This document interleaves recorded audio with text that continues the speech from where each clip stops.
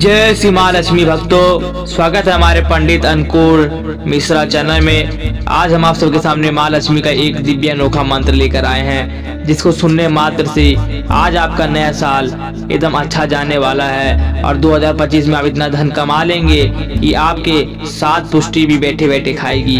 तो आइए भक्तों, माँ लक्ष्मी का ऐसा ही दिव्य मंत्र के बारे में बात करते हैं और आप सब ध्यान या श्रद्धा पूर्वक मंत्र को सुन लीजिए। उसके बाद मेरा गारंटी है आपके घर में धन की वर्षा होने लगेगी, अपार धन आने लगेगा। माँ लक्ष्मी आप पर ऐसा कृपा करेंगी कि आपके सारे दुख दूर हो जाएंगे। भक्तों, माँ लक्ष्मी इतना चमत्कारी मंत्र है कि आप अगर अपने घर में 5 मिनट मात्र सुन लेते हैं, उसके बाद धन प्रकट हो जाएगा तुरंत। जितना भी धन आपको कमी होगा, आपके घर में धन की वर्षा होने लगेगी। तो आइए मंत्र का श्रवण कर लेते हैं। उससे पूर्व मंत्र को अगर आप देखने चाहते हैं तो वीडियो को लाइक अवश्य कर दे। ऐसा करने से माँ लक्ष्मी आप पर कृपा हमेशा बनाए रखती हैं।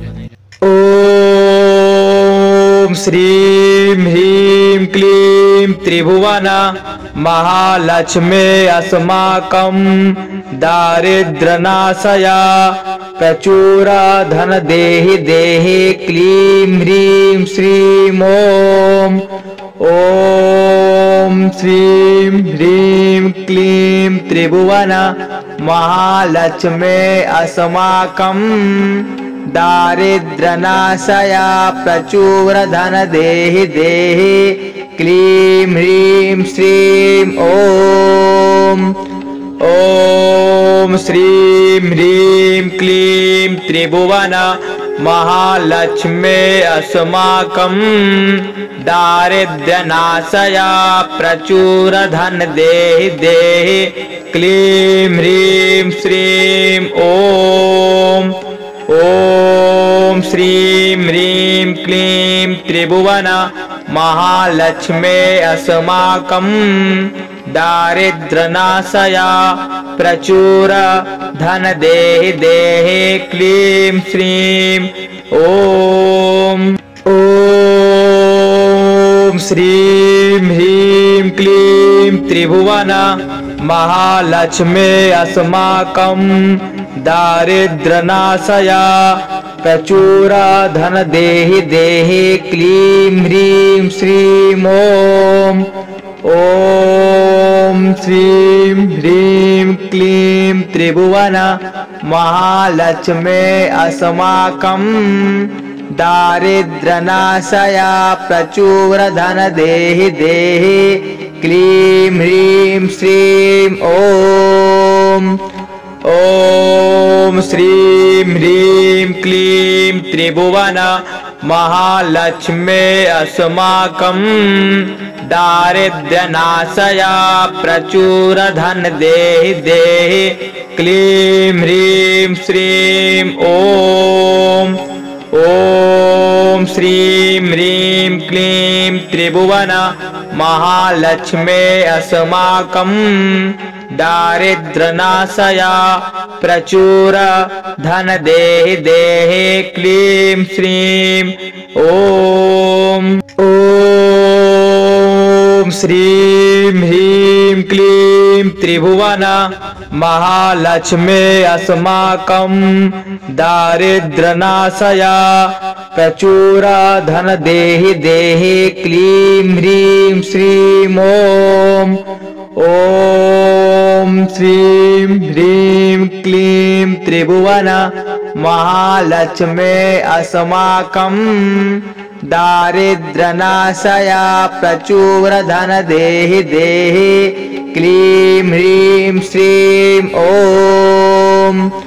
ओम श्रीं ह्रीं क्लीं त्रिभुवन महालक्ष्मी अस्माकं दारिद्र्यनाशया प्रचुर धन देहि देहि क्लीं ह्रीं श्रीं ओम। ओम श्रीं ह्रीं क्लीं त्रिभुवन महालक्ष्मी अस्माकं दारिद्र्यनाशया प्रचुर धन देहि देहि क्लीं श्रीं ओम।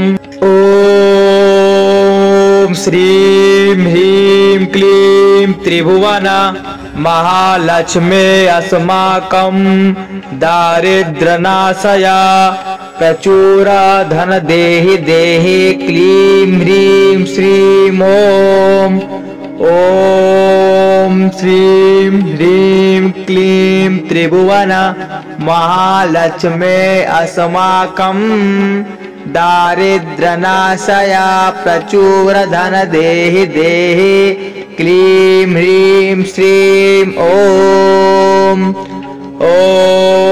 श्रीं ह्रीं क्लीं त्रिभुवन महालक्ष्मी अस्माकं दारिद्र्यनाशया प्रचुर धन देहि देहि क्लीं ह्रीं श्रीं ओम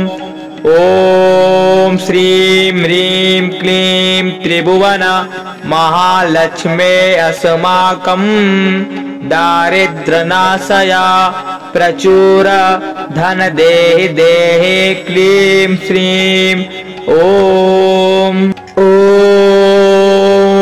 श्रीं ह्रीं क्लीं त्रिभुवन महालक्ष्मी अस्माकं दारिद्र्यनाशया प्रचुर धन देहि देहि क्लीं ह्रीं श्रीं ओम श्रीं ह्रीं क्लीं त्रिभुवन महालक्ष्मी अस्माकं दारिद्र्यनाशया प्रचुर धन देहि देहि क्लीं ह्रीं श्रीं ओम श्रीं ह्रीं क्लीं त्रिभुवन महालक्ष्मी अस्माकं दारिद्र्यनाशया प्रचुर धन देहि देहि क्लीं ह्रीं श्रीं ओम श्रीं ह्रीं क्लीं त्रिभुवन महालक्ष्मी अस्माकं दारिद्र्यनाशया प्रचुर धन देहि देहि क्लीं श्रीं ओम। भक्तों, वीडियो अगर आपको अच्छी लगी है तो वीडियो को लाइक कमेंट शेयर अवश्य करें। ऐसा करने से आपका कल्याण होता है और सुख संपत्ति बने रहता है। धन्यवाद दोस्तों। हर हर महादेव। जय